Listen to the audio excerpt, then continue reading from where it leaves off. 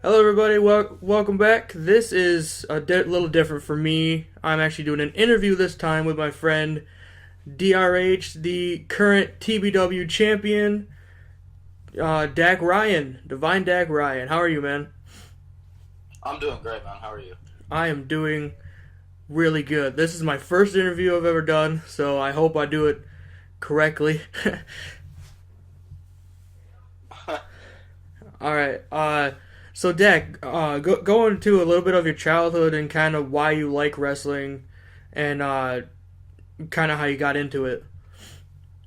Well, believe it or not, actually, my great grandfather, actually got me into it, and I watched my first wrestling match at around 3 years old. So this is very, it's not foreign to me. Wrestling has always been part of my life, and it captivated me. It was just something that I liked, because I really liked anime as a kid, and I really liked like fighting and just stuff that you didn't see on an everyday basis. So I was like, well, wrestling's real, and it looks like they're fighting with stuff that doesn't usually happen. So I was like, I'm really into this and stuff, and like I've just been really into it ever since. And then more and more the years go by, the more and more I enjoy it, and like it's just always captivated me. Wrestling is a huge part of my life. What was your first? I know you've been doing a life vlogs kind of thing. You did a couple episodes of that. Um, what was like your first experience actually wrestling another person? Well, it's actually my first person I ever really wrestled with was my friend Tyler. Um, you gotta remember, I've known this man for 14 years of my life, so I've known him since I was around 4 or 5 years old. Um, and I got him into wrestling, and we just started wrestling, and like we got better and better. And then we got my friend John into it, and then everybody in the neighborhood started getting into it, and then that's when I started backyard wrestling right there. It didn't take me long to start wrestling at all. Hmm. And that's Tyler Green and Johnny Blake, correct? Yes, sir.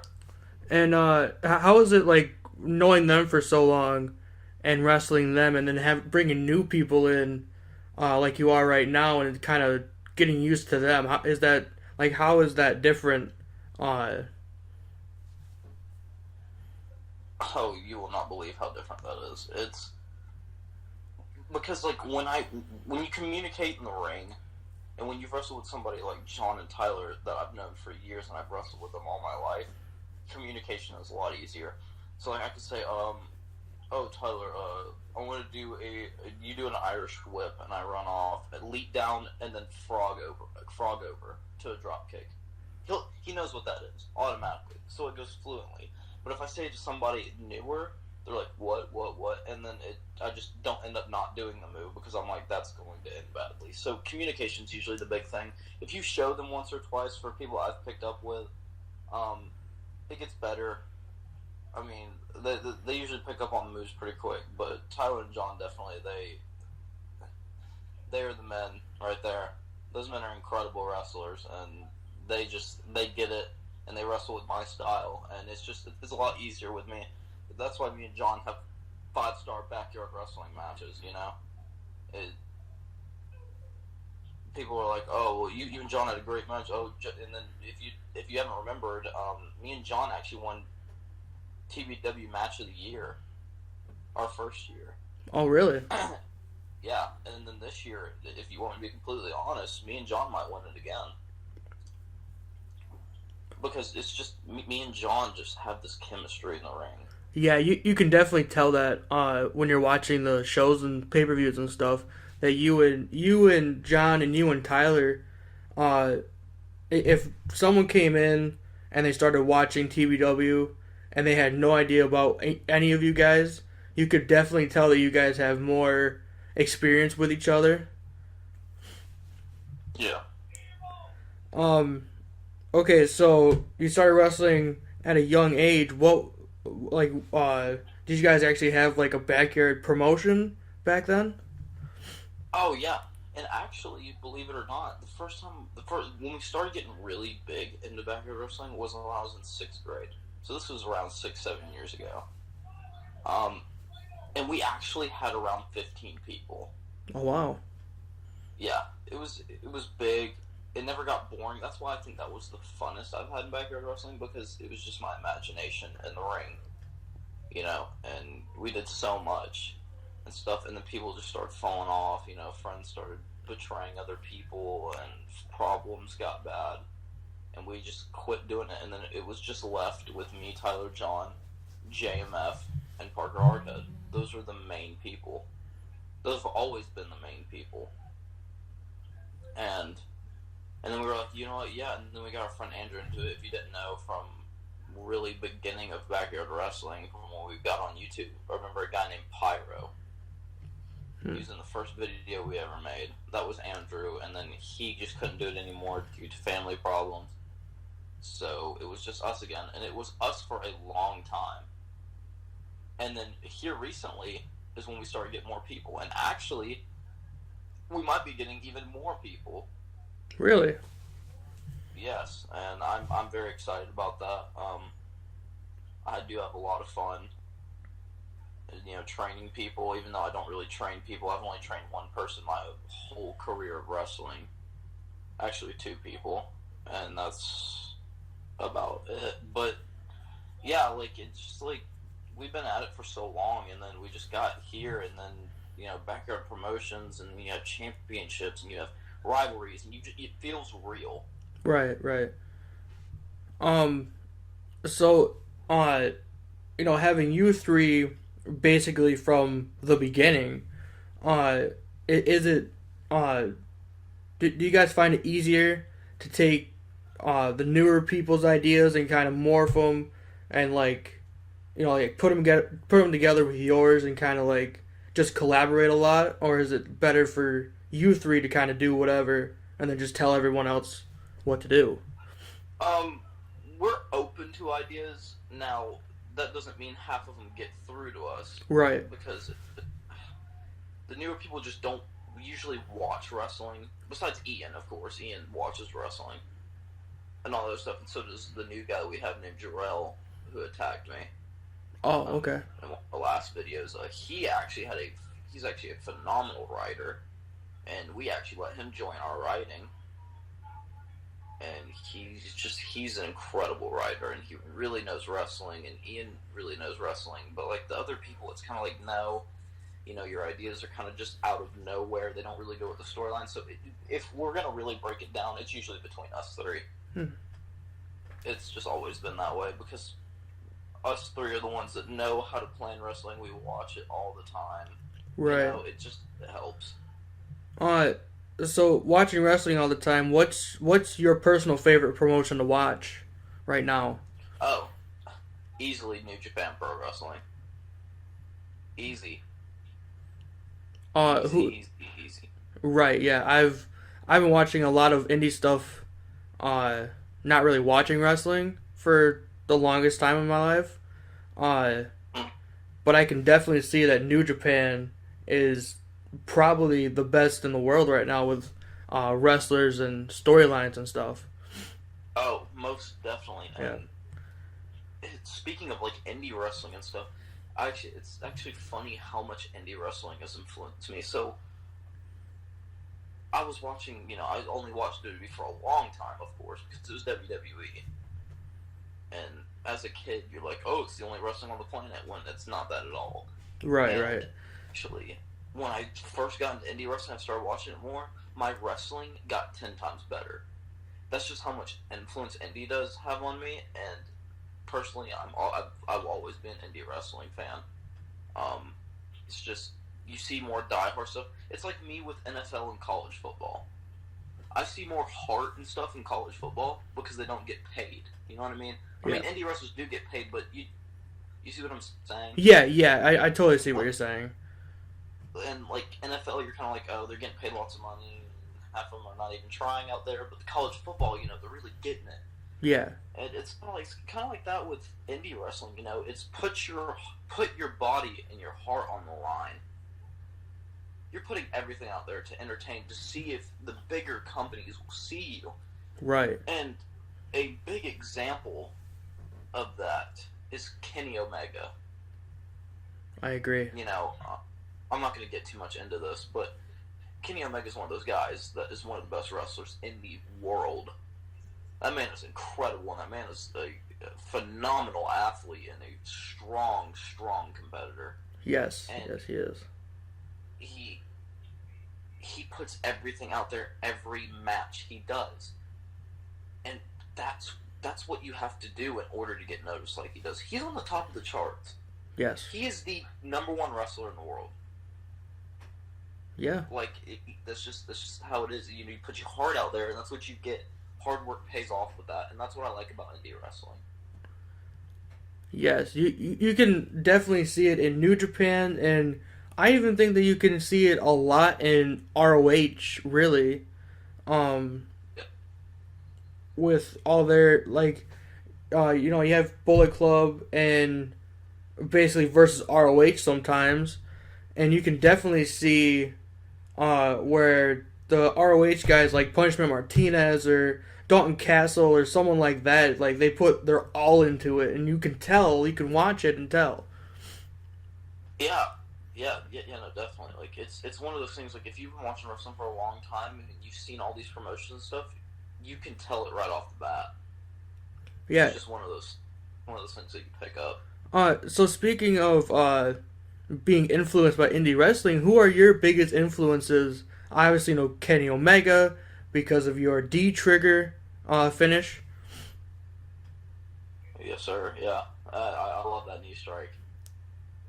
I gotta say though, I think your D Trigger might actually be better. Might be better than the V Trigger that Omega does. I don't know about that, man. Kenny Omega, like I don't mean to take anything from Kenny and stuff, but like I really appreciate that. I I work really hard on that move, and I try to make it look the best I can because you see all these other promotions that do it, all these backyard wrestling promotions that do it, and they all suck. They all suck at the knee strike, and I'm like, guys, don't actually hit them with your knee. You know, it's professional wrestling, man. Right. You either do the good or you don't. It's Right. one of those things. Yeah. Yeah. Not to take anything away from Omega, but just like the determination in your face and in your eyes, you can tell you really want to hit that move, and I do like Omega. Obviously, Omega is the best in the world, but I don't know. It's just it's a little different. You can kind of see the difference between you and Omega, but I think yours is probably better. Well, thanks, man. I really do appreciate that. No problem. No Oh, problem at wow. all. Uh, Wow. so what who are your other influences from indie wrestling besides Omega? Well, I'm just gonna throw it out right now. He's in the Indies now. But another huge influence of mine and my favorite wrestler of all time, Chris Jericho. You know, I love Y2J. He's a great writer. He has a great character. The man can play any character you want him to. The man's a phenomenal wrestler. He's just an all-around good competitor and good professional wrestler, and I really look up to Y2J a lot. Another influence of mine is Neville. Love Neville. Very, very underrated wrestler. That man is a super athlete, and that guy can do anything in the ring, and WWE screwed him over, and I hate that, because the man shouldn't even be on 205 Live. The man should be in the main card on the main roster and should be winning championships, because that man is a phenomenal athlete. And, of course, AJ. It's a hometown boy of mine, you know. AJ Styles is, of course, one of my all-time favorites because I've been watching AJ for most of his career. I watched him early TNA all the way to when he left into New Japan, and then, of course, into WWE right now. AJ Styles is also a very phenomenal competitor, and the man can do almost anything. and I really do respect that. It takes a lot, considering the fact he's not the youngest superstar out there. If people don't know, that man's actually 38 years old. Yeah, but AJ, he acts like he's like late 20s at least. yeah, exactly. Yeah, he can still move like some of the younger guys, and I really respect that. And he really takes care of himself, and he's in good shape, and he's really doing stuff. And the way that he's going right now, I really do think that that man will be a first ballot Hall of Famer. Definitely, he's definitely an Indie Hall of Famer. Yeah, Definitely, I totally agree. ROH New Japan Hall of Famer, 100%. ENA Hall of Famer. Good God, that man's done everything in TNA. Yes, TNA, all that. It's just he is really good. One of the best in the world with the WWE Championship right now. But what I want to get your thoughts a little bit on Styles versus Nakamura. How do you think that's going? Um, I liked it at first, and you know these men rivaled in New Japan. Yes. And it was fun.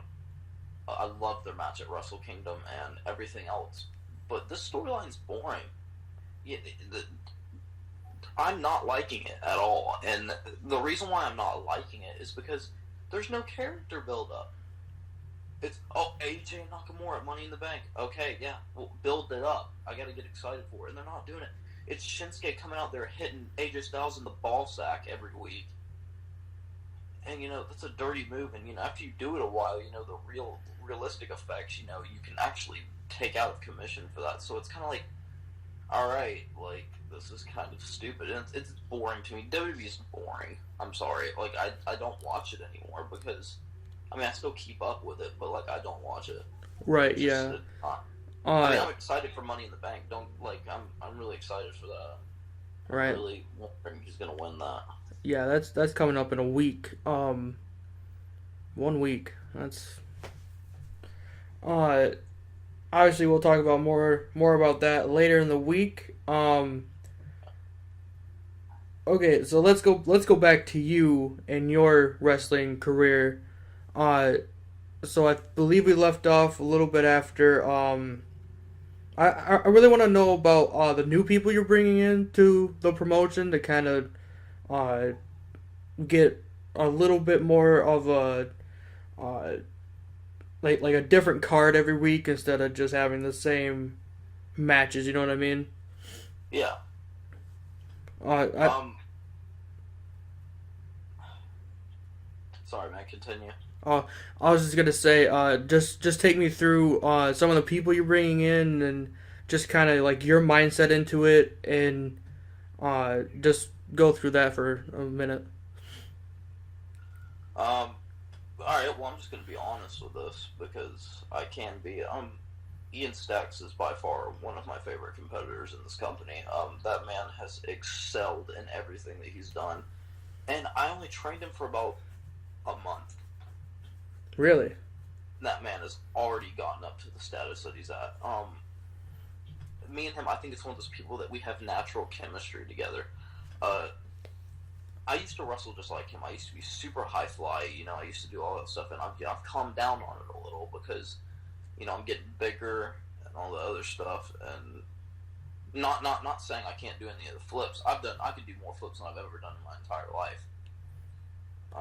But I'm just not about it anymore due to the fact of the dangerous ability that it is, and the fact that I'm so much better at strong style and technical that that's just my go-to now. But like I used to wrestle like Ian, so I was like Tyler, John, you know, let me take Ian. And I don't train anybody. I've trained Johnny Blade and I've trained Ian Stacks. Those are the only two people I've trained in my entire life. And I didn't even full on teach John. John's had help by getting taught by Tyler and me, but Ian is all mine. I have taken Ian under my wing, and that man has excelled. And it makes me want to teach more people, but the fact that I know that they're not going to be like Ian is just how it is. You know, Ian is just a whole nother breed of wrestler, and he can learn fast. You tell him to do something, you go over it once or twice, and he's got it. He'll do it. it's very easy. It's easy, and that's what I like. I don't like to be complicated with it. I want to go simple and easy, and that's just how it goes, man. And I really do enjoy everything that we do in wrestling. So yeah, Ian is my favorite so far. Quentin Zero is kind of a prick. And the reason why he's kind of a prick is because the man wants to do what he wants to do. Right. And I keep telling him, you F up in our match, and I'm going to stiff you for real, and it's going to be bad. There's one point I want to touch on. I was watching I believe it was a Rampage. It was a tag team match, and he just kind of turned on his partner out of nowhere. Oh my god, yeah, I was so pissed. Like for real, I was watching that and I was like, there was no build up to that at all, just out of nowhere. And here's the thing, that I told him before the match, I was like, don't do anything stupid. Go. Tyler was leading on that match. Okay, Tyler had all the spots planned. Oh. Tyler said he did 0 of the spots that they had taught him to do. Really? That man free-balled it out there. Oh my god. Terrible idea. God awful. And I was like, are you are you actually serious? And you turn on this partner, and if you actually hear close in the camera, you can hear me repeatedly saying "fuck" in the background because I was so mad. And I pulled him back after the match, and I was like, "What the hell are you doing?" He's like, "What?" And I was like, "That is uncalled for. Why did you do that? Now people are gonna think you and Ian are gonna have a rivalry." And I was so freaking right about it because I looked the next day, and comments were down there saying, "Oh, I hope Ian and Q have a great rivalry." And I was like, "Oh my god." So not only did he go into business for himself by attacking Ian, he went into business for himself for the entire match. So from what Tyler said, yeah, he pretty much took it into his own hands. Wow. And that's not what you do, because if you do that in a real professional wrestling match with a real professional wrestler like that, they don't put up with that crap. No, they don't. You just made them look bad, and now they're going to beat the crap out of you, and that's how it is. Wow. And, Q's the kind of person that goes, "Oh, I can beat up anybody," and that's not the case.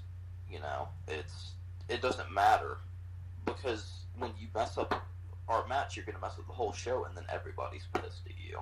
Yeah, and then you have comments like you just said, that they're expecting a rivalry between them now, and that makes no sense. Yeah, and that's not what we wanted to do. Because if you didn't know, Ian and Q are brothers. Right. And they fight a lot. And they disagree on a lot of things. And what Q's going to do is he's going to stiff the whole match and make Ian look like shit. That's why we try to avoid them wrestling as much as possible. Because it's just going to look bad for our product, and we try not to make the same card every week, but it's hard with only a handful of people. Yeah, that's true. You can only do so much with what you're given, Exactly. And but Ian's going far.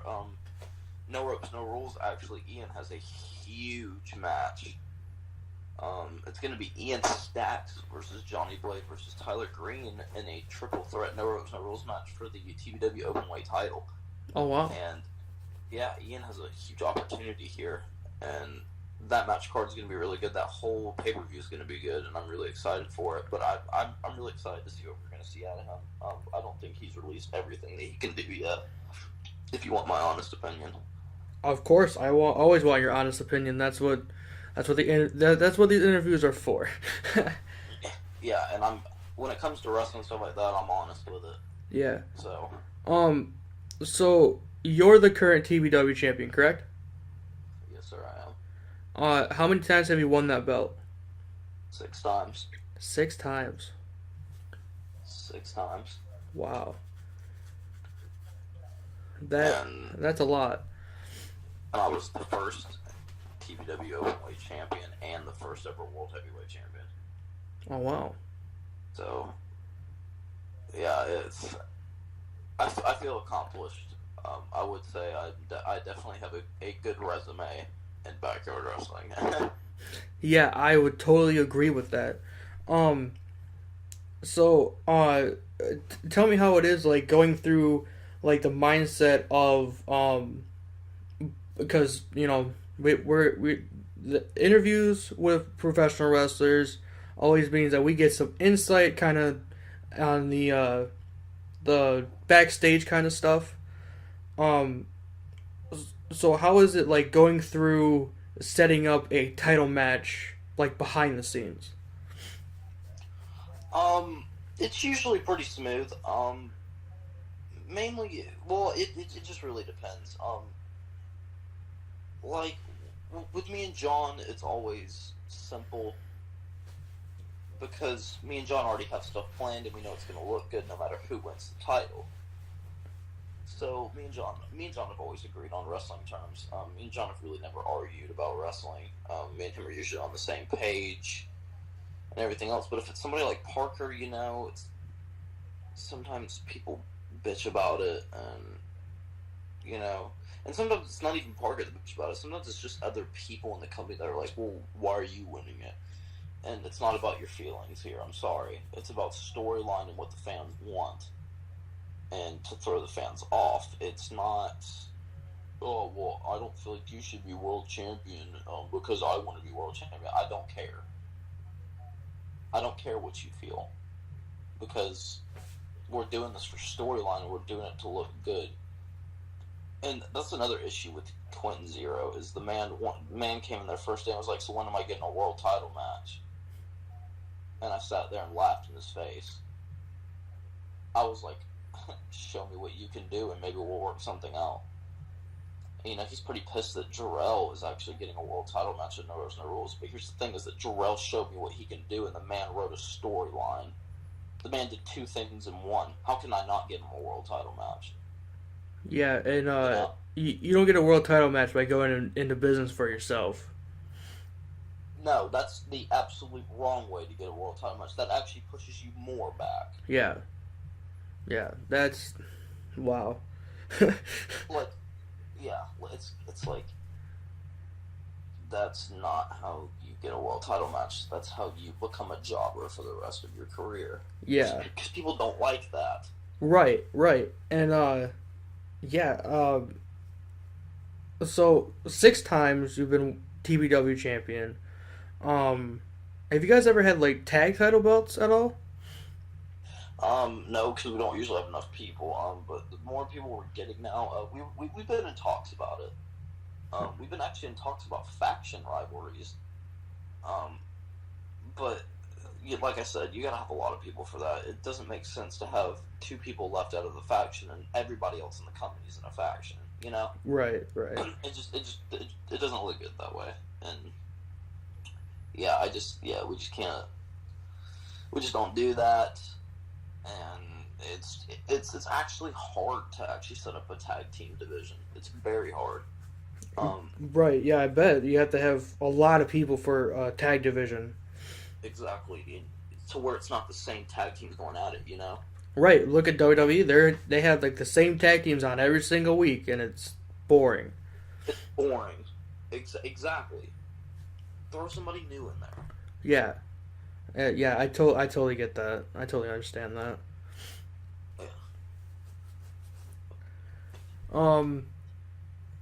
So we talked about your male influences. Kind of, I want to know what your views on women's wrestling is. Like, who's your like top 3 right now?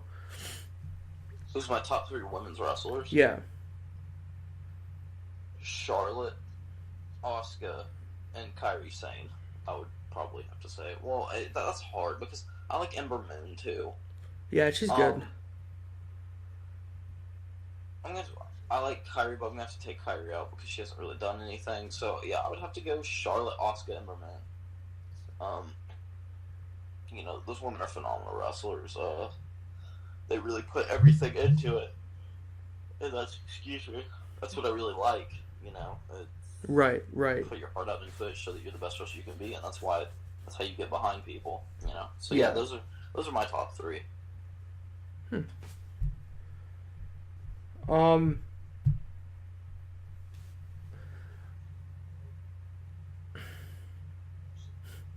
I'm trying to think of another question to ask. Hang on. Um.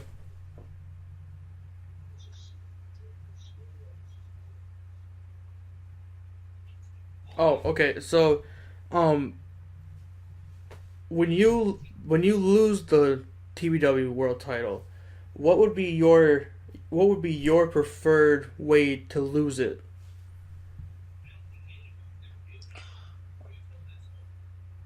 Um, Believe it or not, I actually sometimes like not being champion better than I do being champion.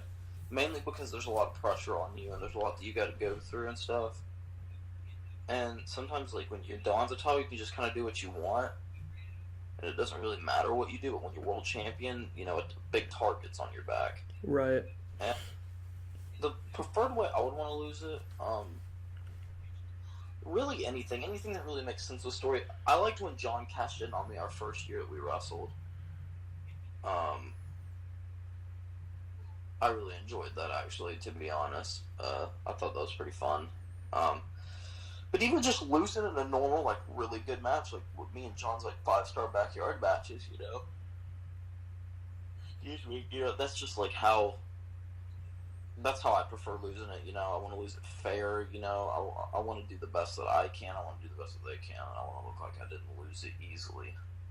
Right. There's some wrestlers that would rather lose it in a triple threat or a fatal four way, so they don't have to be pinned, so they don't technically lose it. You know what I mean?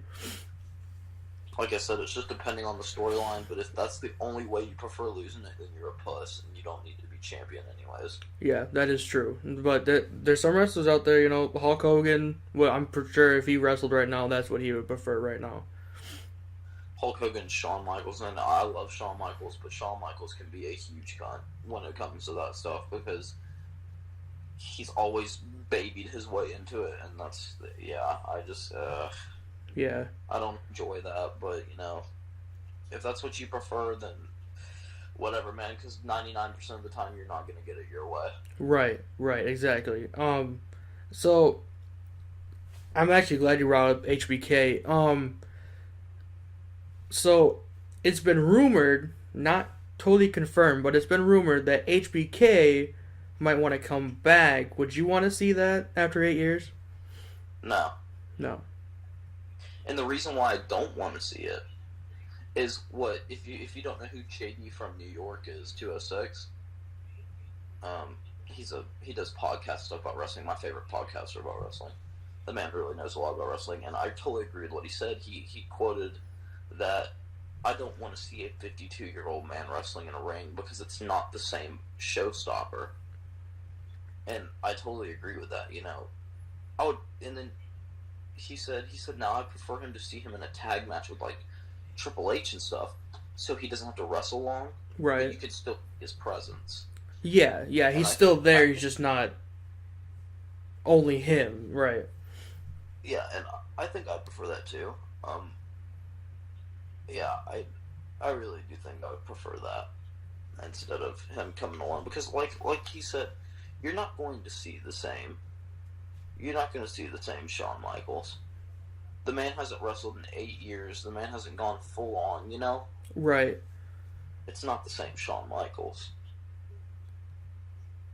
Right. Well, here's my counterpoint to that. Undertaker is a couple years older than Shawn Michaels is, and Yes, he's wrestled what twice this year already. yes, he has, and I've actually heard rumors that he's going to be wrestling more, which I don't want to see because it's not the same Undertaker. That man, you know, it's short matches now. Yeah, Have you noticed that? I have noticed that actually. Yeah. Um, the man can't wrestle a full match like that. The man's 50 something years old. Yes. I mean, the man's wrestling for over 2 decades, and it's not the same. Um, when even though I didn't want Brock to beat the streak, that's when it should have ended. Yeah. That's Yeah. when he should have retired. But some people like that. But then again, I have mad respect for that because that shows how much you love the business. Agreed. And yeah, it's just old. He's gonna regret it later on. I'm It's sure he just gonna be will, a lot. but right now he's having a lot of fun, and Yeah, and that's really only that matters. yeah. So I enjoy him. I enjoy if he's happy and stuff. So I'm not gonna complain about it. I kind of want to go into, um, what, like, where did you want to end up? Like, kind of take me through a career trajectory that you kind of want to take, after you leave TBW or whatever. Just kind of go through Well, that. of course, wrestle and stuff, but my main objective is to go to Ring of Honor and New Japan Pro Wrestling. That's that's that's what I really want to do. Of course, I want to go to WWE at some point. Who doesn't? If you say you don't want to go to WWE, you're an idiot. Right. That's paying wrestling you can get. It's the number one wrestling company in the world. Yes. If you say you don't want to go to WWE, then you're being an idiot. Everybody wants to go to WWE at some point. No, I want to go later on in my career. Like AJ. AJ did it smart. Yeah. Yeah. AJ goes in there, and AJ's only going to be wrestling for the next 5 to 7 years. That man's not going to last another 10 years. No, but And go ahead. he's going to stop, and then he's going to become a Hall of Famer. He's going to do literally everything wrestling has to offer for him, and that man, boom, right there. That man has done a legendary status in wrestling. That is true. That's what it's all about. I kind of want to follow that same path that AJ did. Well, you want to follow the same path? Could we see maybe in the future Divine Dak Ryan joining Bullet Club? If they offered it to me, man, and it was in good shape and stuff, and I really would enjoy it, hell yeah, I'd go for it. But if it's gonna stop me from getting title shots and doing my own thing, then I will not take that offer. But yeah, I mean, I'm a huge fan of Bullet Club, of course. I love indie wrestling. I love the Bucks. I love all that stuff. So yeah, I mean, I would definitely, if it was given the option to me, I definitely would join Bullet Club. You know. So I don't know if you heard any other. There's a lot of rumors going around that Vince might want to start working with ROH and New Japan since they're 2 and 3 in the world right now. Would you like to see Bullet Club kind of like show up on Raw and SmackDown every now and then? No, and the reason why I don't is because I know what Vince is doing.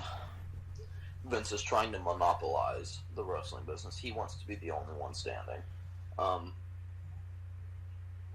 mean, it'd be cool, it'd be different, but I kind of like how New Japan and Ring of Honor are different from WWE, That's kind of half the reason why I watch them, It's something else than WWE. Right. So, it just really depends, It just really depends. I mean, I guess it'd be cool in some cases, and in some cases it wouldn't be. But, whatever happens, happens, I'm sure they can make something good out of it. If you join writers with New Japan Ring of Honor, then yeah, you might get something good. If Vince is not being a bitch about it.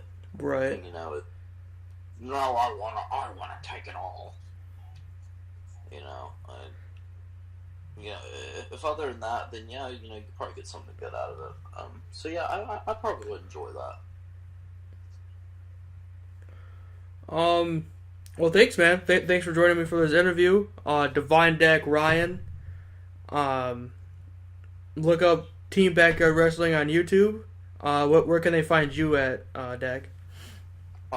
If you look up on YouTube, look up Dak Ryan channel. That's my personal YouTube. I don't post on there often, but when I do, it's usually inside stuff, And people, if you will really comment and stuff like that, give me some suggestions. I could do some videos for y'all. But yeah, really check out my wrestling channel, TBW, and then check out my personal channel and subscribe. I'd really appreciate that. And, I'm a pretty friendly guy, hit me up. I can answer a lot of questions, but thanks for having me on here, man. I really did enjoy this. It's actually my first ever really kind of like an interview, kind of like shoot kind of thing, Yeah. It was my first interview also, so I think it went pretty well. Yeah, I think it did too, and thanks for having me. Thank you for giving me the opportunity to do this. Also, check out the Weathers Media podcast later this week. Dak Ryan will be on there as well. Yep. So thanks, Dak. This has been really fun. Yeah, it really has. Thanks, man. Thanks for the opportunity. We're going to do this more often. Yeah. We're gonna have to. You can come on the podcast, or we can do another interview whenever you want to, man. Awesome, dude. I really appreciate it. Thank you. For Divine Dak Ryan, TBW champion. What's the next pay per view coming up? No ropes, no rules. It's one of our big ones, one of our most popular ones. We've never had a bad no ropes, no rules show. So really, check that out, guys. Yeah, go subscribe to that. Go subscribe to Dak Ryan. Thank you, Dak, and I will see everyone else later. Go read a fucking book.